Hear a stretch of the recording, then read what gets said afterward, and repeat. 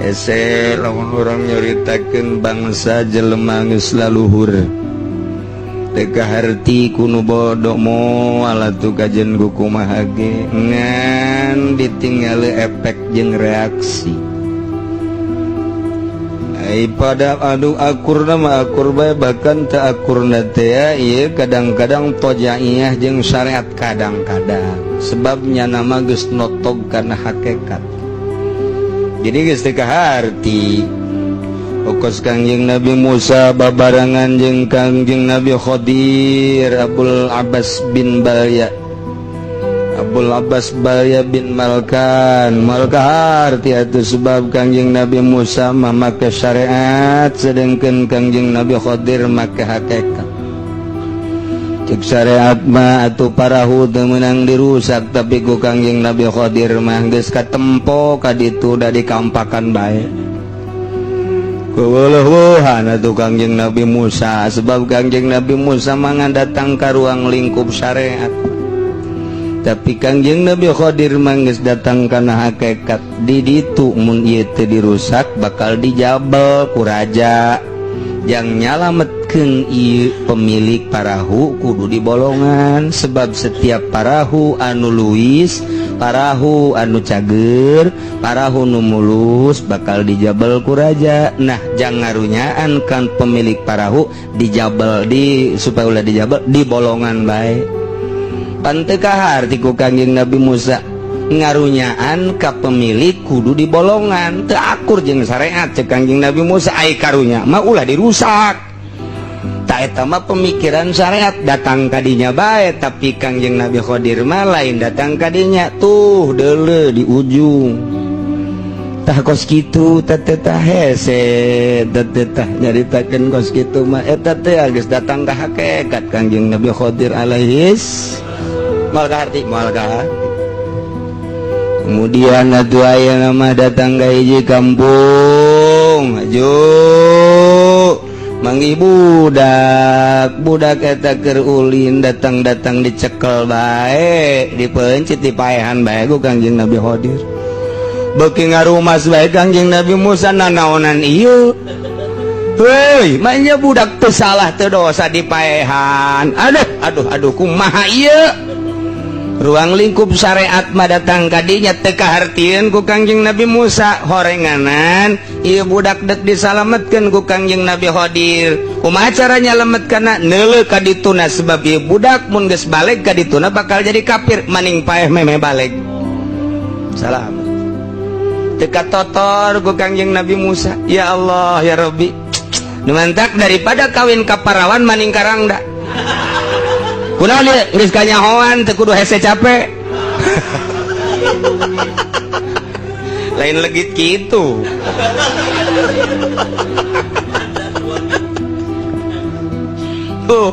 Jadi geus katebak bae ti heula geus katebak. Nah naon dia katebak bae lantaran geus dibere neuleuh ku Gusti Allah kana hakikatna mun neuleuh hiji perkara teh cek. Oh iya geus teu kahartieun ku jelema. Eta Gus Dur lalakona loba nu teu kaharti ku urang kabeh ge salila hirupna barang geus maot. Pan kurang geus dibahas tanda manusia diangkat jadi wali dijugjug ku jelema kubureunana wa yuzaru di ziarahan. Ku ari ribuan puluhan ribu jelema nu zarah ka Gus Dur teu diasingkeun deui tanda eta adalah jelema nu dicintai ku Gusti Allah. Keur hirupna atuh kabeh ge boro-boro pamarentah kiaina sorangan nu buta dituturkeun. Kabeh kalar itu bae ku sabab laon ruang lingkup urang teu nu salah kabeh ge kiai teu percaya ka Gus Dur kana kaistimewaanna pantes lantaran kakarak datang ka dinya ruang lingkupna. Kiai anu percaya langsung ka Gus Dur pantes lantaran geus leuwih luhur meureun ruang lingkupna. Eueuh nu salah jan nu salamat tukang beca. Sakit itu bahaya tamah tuh bebeja dek narik didorong-dorong sakit. Masya Allah karim ya Allah ya mual kaharti kaayaan dahaga jeung lapar luar biasa datang ka hiji kampung kunaon atuh datang eta itu pager teh langsung nu dengdek teh dilempengkeun bae ku Kangjeng Nabi Khidir ditoel ku Kangjeng Nabi Musa. Mun urang menta buruhan atuh ulah main lempeng-lempengkeun bae maning sakalian digulingkeun ku urang. Ai urang teh dibayar pan urang kaayaan dahaga kaayaan lapar mun urang atuh ayeuna pasini heula. Teu kahartieun ku Kangjeng Nabi Musa mah malah ditegeran ku Kangjeng Nabi Khidir. Ternyata di handapeun pager eta adalah aya benda anu mun digulingkeun bakal kanyahoan benda tersebut, sedangkan eta adalah milik yatim teu kahartieun moal kaharti atuh lantaran geus ditempokkeun kana hakikatna. Ieu nu halala dir di dieu teh hakikatna macan kanyahoan, aya wujudna mah wujud manusia bae, aya huluan aya leungeunnan. Palai hakikat manusia nama wallahu alam, ja hakikat manusia mah pandatang ka jati diri. Ternyata meureunnan mun urang ditempokeun ka hakikat nama ieu teh meureun aya nu mau, aya nu gajah, aya nu ora, ya minimal buaya lah.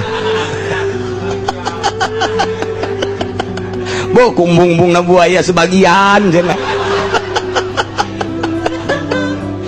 Canu nyaho nya napang buayana.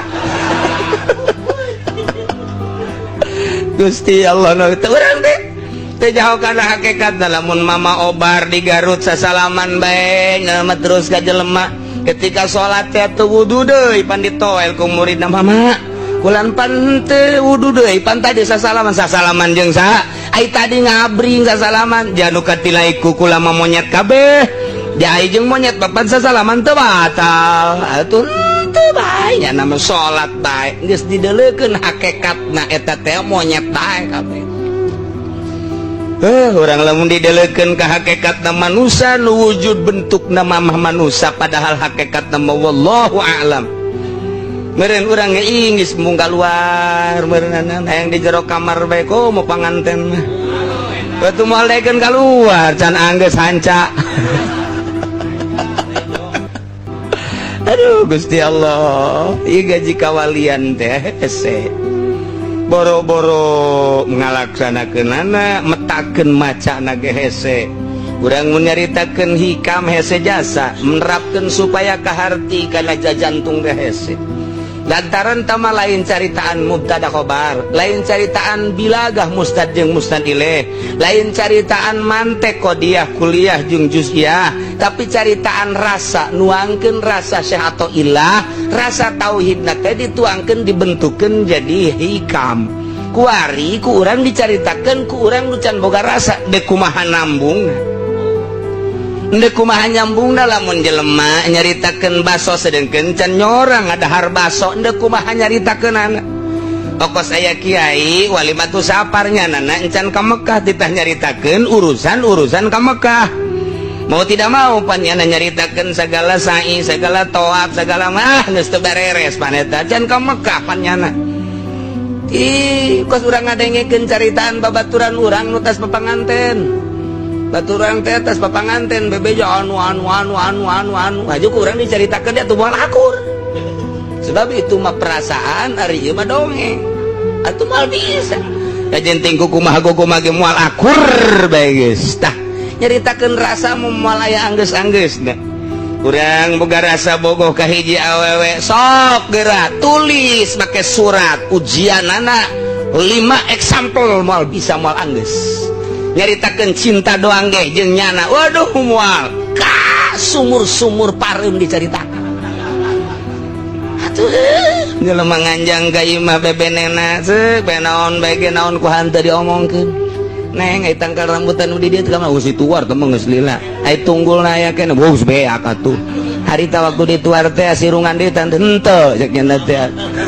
Terus bae teh aju kubari kumaha ieu di mana tunggul tah di dinya kuari geus aya konblokan coba urang deuleuy eueuh geus da eueuh geus tunggul bae aya nu di sisir teh sumur pareum teh aya keneh aduh aya mun urang deuleuy yuk ngagejebur haba ka dinya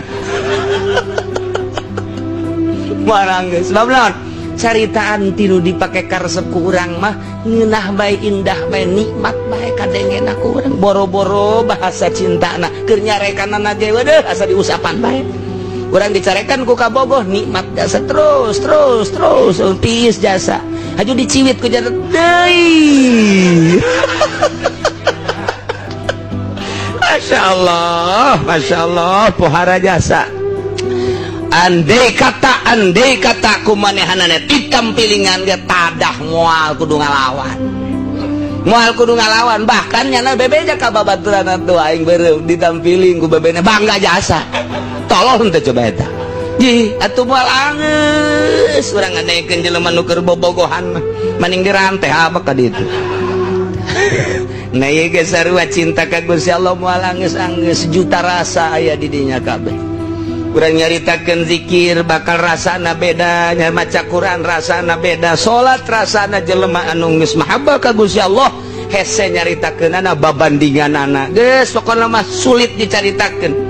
Salat eta lain sakadar engkugan ruku jeung sujud tapi kapanggih jeung Gusti Allah, kapanggih jeung afalna, kapanggih jeung sifatna, kapanggih jeung sagala rupa. Mantap keur salat eta senyum sorangan. Mantap besi aya di lembur keur salat seserian sing ade maning bawa ka grogol bae.